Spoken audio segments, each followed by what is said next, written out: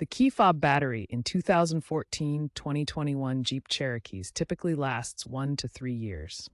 Common signs of a low battery include reduced range or failure to unlock or start the vehicle. You'll need a CR2032 3-volt coin cell battery, ensuring correct polarity with the positive side up.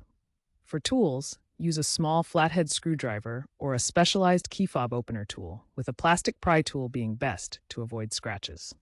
Work on a clean, dry surface to avoid any issues.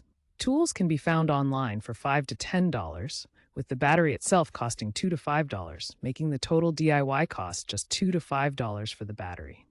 First, locate the small notch or seam on the key fob's edge. Gently pry open the case using your tool. Apply even pressure to avoid cracking the plastic. Remove the old battery, noting its orientation.